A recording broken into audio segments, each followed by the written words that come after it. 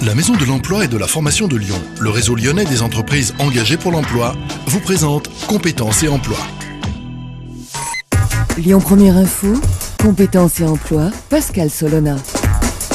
Bonjour à tous, bienvenue dans Compétences et Emploi.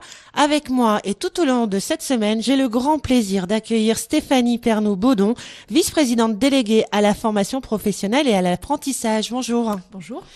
Alors, pouvez-vous, avant de lancer cette semaine, nous rappeler les rôles et les missions du Conseil régional Auvergne-Rhône-Alpes sur les questions de la formation ? Oui, alors la région Auvergne-Rhône-Alpes a la compétence par la loi de la formation. Donc elle doit coordonner toutes les actions d'orientation qui existent en région avec l'ensemble de ses partenaires. Elle doit aussi coordonner l'ensemble des actions de formation et en compétences propres au sein de l'institution, elle porte à la fois les politiques d'apprentissage, donc le financement des centres de formation par apprentis, les investissements dans les centres de formation, la politique de développement de l'apprentissage. Et pour la formation professionnelle, elle a la charge de la formation des jeunes et des demandeurs d'emploi. Quels sont les grands enjeux de la formation en 2016 ? En somme, vos grands chantiers, vos priorités, et je crois qu'il y en a pas mal. Oui, il y en a pas mal. On a beaucoup travaillé depuis l'élection, donc le 4 janvier. Aujourd'hui, on va présenter un budget le 17 avril au Conseil régional avec plusieurs orientations. La première, c'est la réorientation de nos politiques de formation. Désormais, nos politiques de formation seront complètement tournées vers l'emploi. Donc, on formera pour les métiers en tension dans des branches qui emploient, que ce soit des jeunes ou des demandeurs d'emploi. On va essayer aussi de simplifier l'apprentissage. On va demander au gouvernement de simplifier la législation sur les apprentis mineurs qui empêche les entreprises d'avoir des apprentis mineurs. On va aussi passer des partenariats avec les entreprises sous la forme d'un contrat qui s'appelle le CARED, mais avec un CARED simplifié qui fera désormais confiance aux entreprises. Et si demain, ils prennent en charge la formation de jeunes pour demain leur proposer un emploi, nous, on financera l'ensemble de cette formation. On parle souvent de la formation, des dispositifs formation pour les publics les plus éloignés de l'emploi.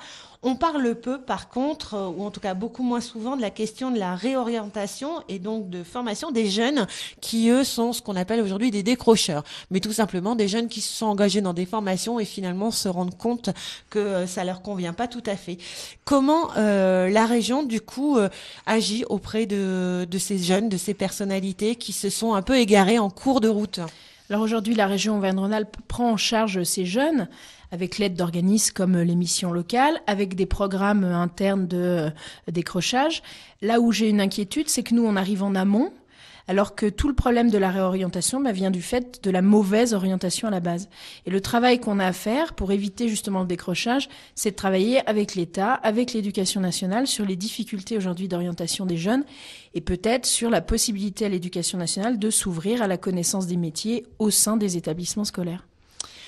Alors, entreprises, CFA ou grandes écoles, osons le dire, les programmes de formation sont souvent très éloignés de ce que l'on a besoin sur le terrain, très concrètement.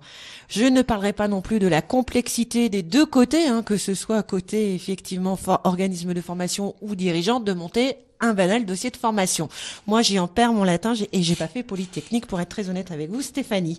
Alors, sur cette question, est-ce que c'est insolvable ? On peut résoudre le problème ?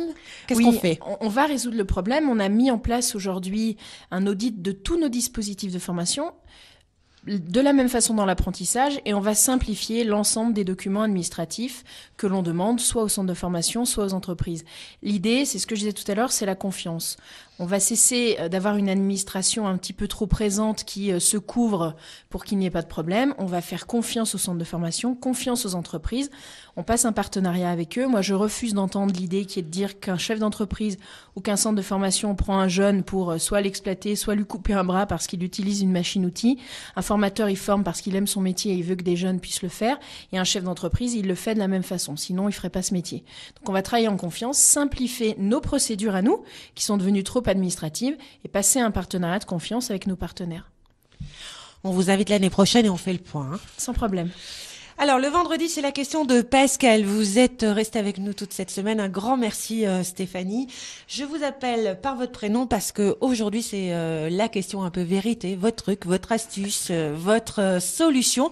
Alors, ou un conseil pratique que vous pouvez donner à un demandeur d'emploi, à un jeune, à une famille, à un chef d'entreprise, voire à tous.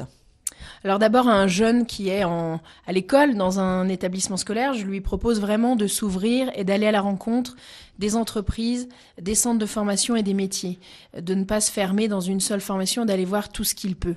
Et j'invite les familles à changer un peu leur représentation des métiers et qu'elles se disent que tous les métiers se valent et qu'aucune filière n'est au-dessus des autres. Et puis pour le demandeur d'emploi, vraiment, je lui conseille, si demain il souhaite de reprendre un emploi, de se remettre en recherche d'emploi dès son licenciement, parce qu'on sait que les 6 premiers mois sont très intéressants pour une reprise d'emploi. Ensuite, c'est difficile, et surtout de prendre vraiment lui-même l'initiative de chercher un travail et de ne pas attendre que ça vienne de la part des institutions, parce que là, on a une vraie difficulté dans ce pays sur la recherche d'emploi et sur l'accompagnement des demandeurs d'emploi. Soyez proactifs, c'est ça ? C'est ça. Faites-vous confiance, ne comptez que sur vous et allez-y.